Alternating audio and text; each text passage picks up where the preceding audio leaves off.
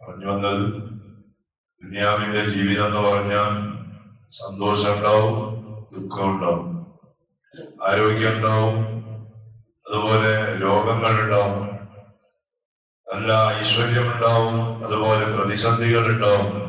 അതൊക്കെയും തരണം ചെയ്ത് ജീവിക്കുന്നവരാണ് യഥാർത്ഥമായ ഒരു മുഅ്മിൻ. ദുഃഖം വരുമ്പോ തളർന്നു പോകുന്നവൻ, സന്തോഷം വരുമ്പോ അല്ലാഹുവിനെ മറന്നു ജീവിക്കുന്നവൻ, അവനല്ല മുഅ്മിൻ. ഏത് ജീവിതത്തിൽ എന്ത് പ്രതിസന്ധി വന്നാലും അതൊക്കെയും അല്ലാഹുവിൽ നിന്നിട്ടാണ്, അല്ലാഹുവിന്റെ പരീക്ഷണമാണ്. സന്തോഷം വരുമ്പോ അല്ലാഹുവിനെ സ്തുതിക്കാം, ബുദ്ധിമുട്ടുകൾ വരുമ്പോ ക്ഷമിക്കാം. ഇതാണ് ഒരു മുഅ്മിനിന്റെ കടപ്പാട്. നമ്മുടെ മുൻഗാമികളായ മഹാന്മാരായ സ്വഹാബത്തിന്റെയും താബീഈങ്ങളുടെയും ജീവിതത്തിൽ അവർ നേരിട്ട പ്രതിസന്ധികളിലേക്ക് നോക്കിയാൽ നമ്മുടെ ജീവിതത്തിലുള്ള ചെറിയ ചെറിയ പ്രശ്നങ്ങൾ അത് പ്രശ്നങ്ങളേ അല്ല. ഹബീബായ റസൂലുള്ളാഹി സ്വല്ലല്ലാഹു അലൈഹി വസല്ലം തങ്ങളുടെ ജീവിതകാലത്ത് തന്നെ ഞാനും ഒരു പ്രവാചകനാണ് എന്ന് വാദിച്ച ഒരു വലിയ കള്ളനായിരുന്നു മുസൈലിമത്തുൽ കദ്ദാബ്. അല്ലെ, കള്ളപ്രവാചകൻ. റസൂലുള്ളാഹി തങ്ങളുടെ കാലത്ത് തന്നെ ജീവിച്ച ആളാണ്. ഞാനും ഒരു പ്രവാചകനാണ്, നബിയാണ് എന്ന് വാദിച്ച ആളാണ്. ആ മുസൈലിമ ഹബീബായ തങ്ങൾക്ക് ഒരു കത്ത്, സമാധാനത്തിന്റെ കത്താണ്. എന്താ കത്തിനുണ്ടായിരുന്നത്? യാ മുഹമ്മദ് സ്വല്ലല്ലാഹു അലൈഹി വസല്ലം, വിധങ്ങളിലേക്കുള്ള കത്താണ്. മുഹമ്മദേ, നീയും പ്രവാചകനാണ്, അതുപോലെ ഞാനും ഒരു പ്രവാചകനാണ്. അപ്പൊ അതുകൊണ്ട് നമ്മുടെ ഇടയിൽ തർക്കം വേണം. എനിക്ക് അധികാരത്തിന് ഒരു പരിധി വെക്കാൻ, നീ പ്രവാചകനാകുന്ന നിന്റെ അധികാരത്തിന് ഒരു പരിധി വെച്ച് നമുക്ക് അതിന് ഐക്യത്തിലൂടെ നീങ്ങാന്നുള്ള ഒരു കത്തായി. സൈനിമാന്റെ കത്താണ്. അങ്ങോട്ടും ഇങ്ങോട്ട് തർക്കിക്കണ്ട. നീ പറയുന്നത് പ്രവാചകനാണ്, എന്റെ വാദം ഞാനും പ്രവാചകനാണ്. അപ്പൊ അതുകൊണ്ട് തർക്കം വേണ്ട എന്ന് പറഞ്ഞിട്ടുള്ള ഒരു കത്താണ്. ആ കത്തിന്റെ മറുപടിയായി അല്ലാഹുവിന്റെ ഹബീബ് റസൂലുള്ളാഹി സ്വല്ലല്ലാഹു അലൈഹി വസല്ലം തങ്ങൾ ഒരു കത്ത് മുസൈലിമയിലേക്ക് അയക്കുകയാണ്. അയക്കുന്നത് ഒരു സ്വഹാബിയുടെ കയ്യിലാണ്. ഹബീബ് ഇബ്നു സയ്യിദ് റളിയല്ലാഹു അൻഹു എന്ന് പറയുന്ന ഒരു സ്വഹാബിയുടെ കയ്യിൽ മറുപടിയായി കത്ത് അയക്കുന്നു. ആ കത്ത് കൊണ്ടുപോകണമെങ്കിൽ തന്നെ നല്ലൊരു ഹിമ്മത്തുള്ള മനുഷ്യനാകണം. കാരണം മുസൈലിമ എന്ന് പറഞ്ഞാൽ സമാധാനത്തിന്റെ ആളൊന്നുമല്ല. ഓനെ എതിർക്കുന്ന ആളുകളെ മുഴുവനും കൊന്നൊടുക്കുന്ന ആളാണ്, വകവരുത്തുന്ന ആളാണ്. അദ്ദേഹത്തിന്റെ അടുത്തേക്കാണ് ഹബീബ് ഇബ്നു സയ്യിദ് റളിയല്ലാഹു അൻഹു തിരിച്ചിട്ടുള്ള മറുപടിയായിട്ടുള്ള കത്ത് കൊണ്ടുപോകുന്നു. കത്ത് കൊണ്ടുപോയപ്പോ മഹാനായ ഹബീബ് ഇബ്നു സയ്യിദ് റളിയല്ലാഹു അൻഹുവിനെ മുസൈലിമ പിടിച്ചു വെച്ചു. എന്നിട്ട് ചരിത്രത്തിൽ കാണാം, ഒരു പലകയിൽ മഹാനായ ഹബീബ് ഇബ്നു സയ്യിദ് റളിയല്ലാഹു അൻഹുവിനെ കെട്ടിവെക്കാണ്. കെട്ടിവെച്ചിട്ട് റസൂലുള്ളാഹി സ്വല്ലല്ലാഹു അലൈഹി വസല്ലം തങ്ങൾ പ്രവാചകനാണെന്ന് വിശ്വസിക്കുന്ന ഒരു സ്വഹാബിയാണ് മഹാനായ ഹബീബ് റളിയല്ലാഹു അൻഹു. ആ വിശ്വാസത്തിൽ നിന്നിട്ട് പിൻവലിപ്പിക്കാൻ വേണ്ടിയിട്ട് ഒരുപാട് വേദനിപ്പിക്കുന്ന ശിക്ഷകൾ കൊടുത്തു. പക്ഷേ ഈമാനിന്റെ ഒരു മാറ്റമില്ല. സ്വഭാവത്ത് അങ്ങനെയാണ്. സ്വഭാവത്തിന്റെ ഈമാൻ എന്ന് പറഞ്ഞ വല്ലാത്ത ഈമാനാണ്. അങ്ങനെ അവസാനമായി മുസൈലിമ ചെയ്തെന്തറിയോ? മഹാനായ ഹബീബ് കത്ത് കൊണ്ടുപോയ ഹബീബ് ഇബ്നു സയ്യിദ് റളിയല്ലാഹു അൻഹുവിനെ പലകയിൽ കെട്ടിയിട്ട് എന്നിട്ട് അവിടുത്തെ കാലിന്റെ മുട്ടിന്റെ ഭാഗത്തിൽ നല്ലോണം മുറിച്ച് ആ മുട്ടിന്റെ താഴെ വേർപെടുത്തുക. കാലിന്റെ മുട്ടിന്റെ താഴ്ഭാഗത്തിൽ നിന്ന് മുറിച്ചെടുത്തിട്ട് മഹാനായ ഹബീബ് തങ്ങളോട് ചോദിച്ചു, യാ ഹബീബ് മനിൽ മുഹമ്മദ് ആരാണ്? സല്ലല്ലാഹു അലൈഹി വസല്ലം. അപ്പോ മഹാനായ ഹബീബ് റളിയല്ലാഹു അൻഹു പറഞ്ഞു, മുഹമ്മദ് റസൂലുള്ളാഹ്. ഒരു കാലിന്റെ മുട്ടിന്റെ ഭാഗത്തിൽ നിന്ന് ഒരുക്കപ്പെട്ട ആ രൂപത്തിൽ ചോദിക്കാൻ, ആരാണ് മുഹമ്മദ്? മുഹമ്മദുൻ റസൂലുള്ളാഹ്. രണ്ടാമത് ചോദിച്ചു, മന്നാന, ഞാനാരാണ് ചോദിച്ചു. മുസൈലിമയെ കുറിച്ചുള്ള ചോദ്യം, മന്നാന, ഞാനാരാണെന്ന് ചോദിച്ചു. മഹാനായ ഹബീബ് റളിയല്ലാഹു അൻഹുവിന്റെ ആ സമയത്തുള്ള മറുപടി എന്നറിയോ? അന്തൽ കദ്ദാബ്, ഈ കള്ളനാരോടോ? ആരെ പറഞ്ഞ? മുസൈലിമത്തുൽ കദ്ദാബ് എന്ന് പറയും. പേര് മുസൈലിമയാണ്.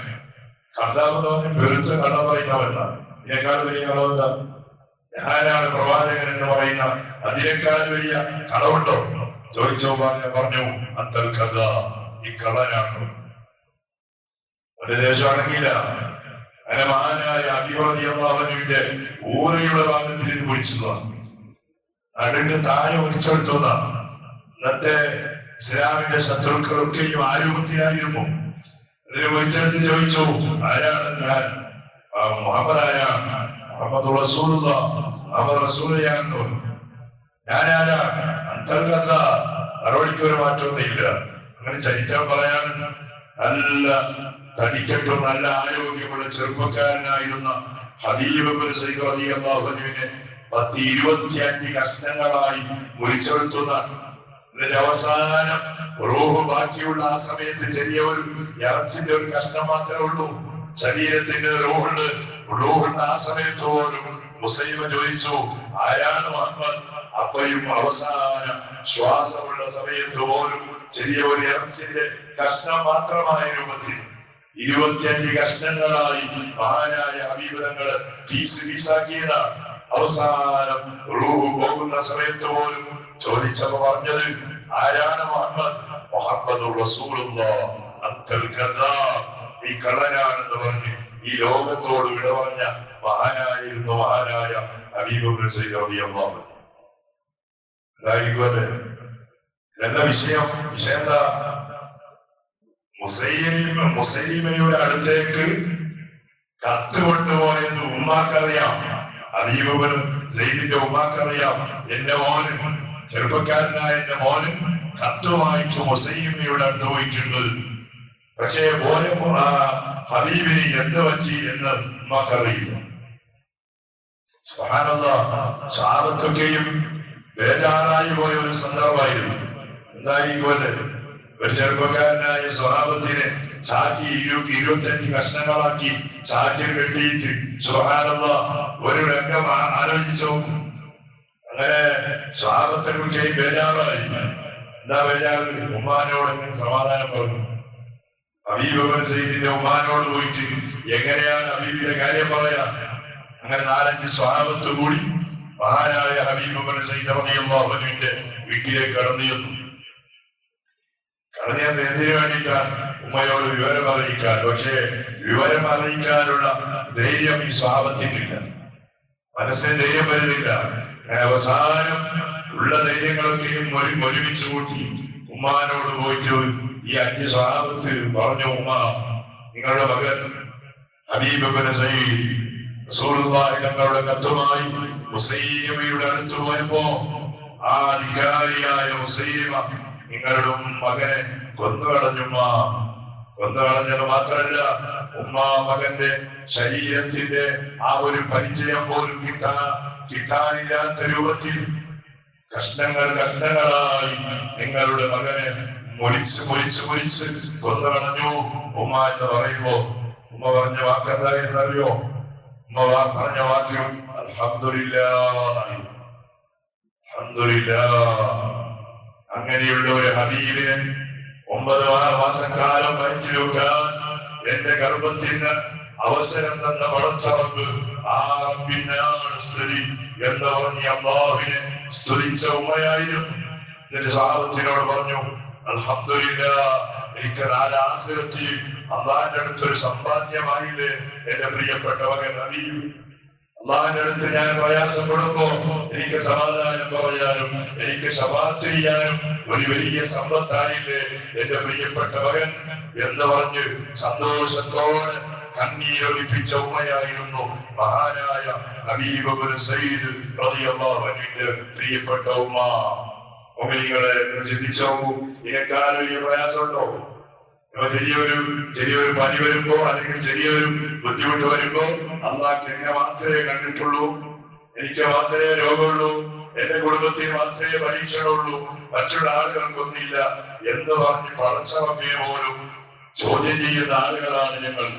ആ ആളുകൾക്ക് വലിയ പാഠമാണ് ഹബീബ് ഇബ്നു സയ്യിദ് റളിയല്ലാഹു അൻഹുവിന്റെ ഉമ്മ.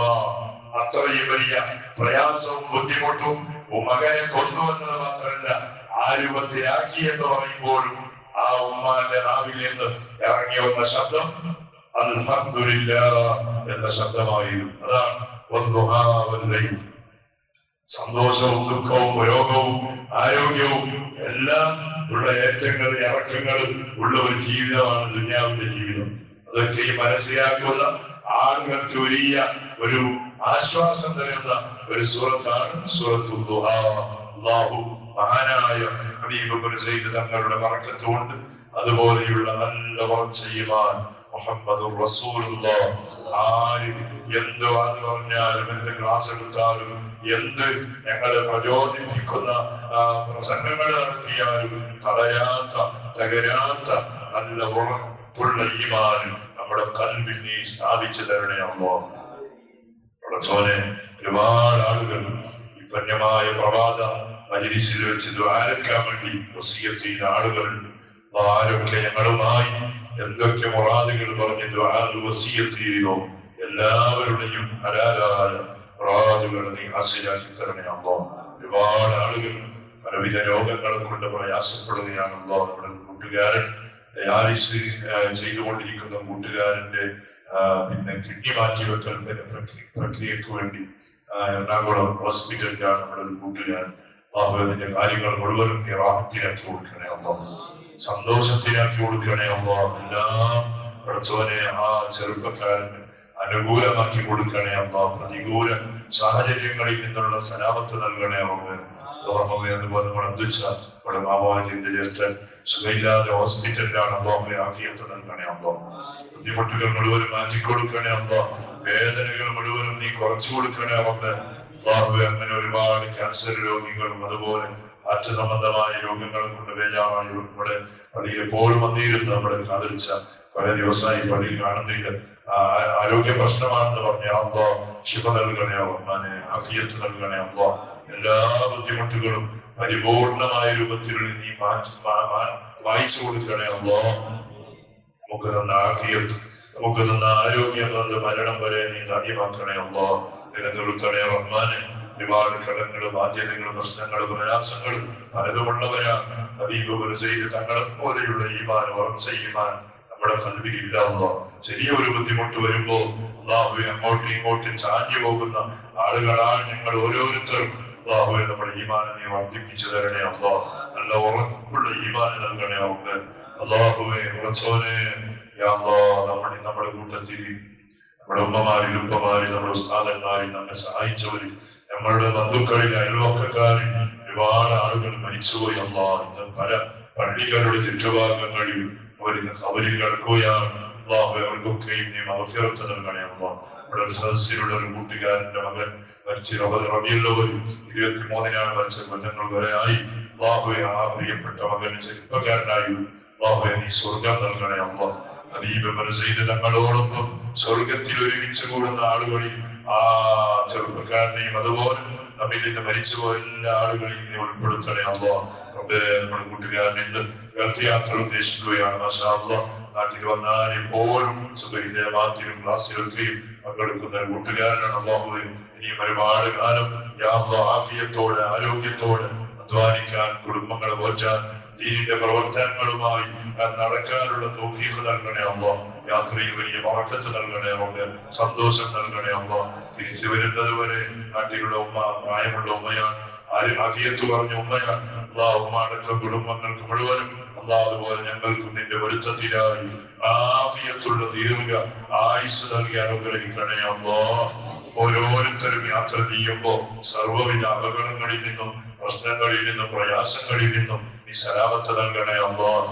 ബിഹബ്ബി സയ്യിദിനാ മുഹമ്മദിൻ സല്ലല്ലാഹു അലൈഹി വസല്ലം കുല്ലു മൻ ഫിൽ കൗനി ആമു ഫീക യാ മാഹിൽ ജബീനു ولهم فيك غرام يا رسول الله، واشتياق وحنين يا حبيب الله.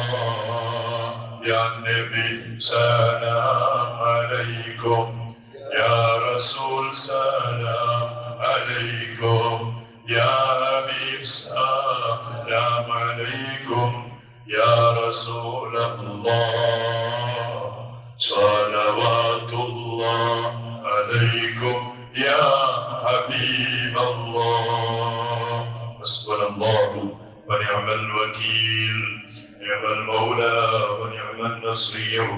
حسبنا الله ونعم الوكيل، نعم المولى ونعم النصير. حسبنا الله ونعم الوكيل، نعم المولى ونعم النصير.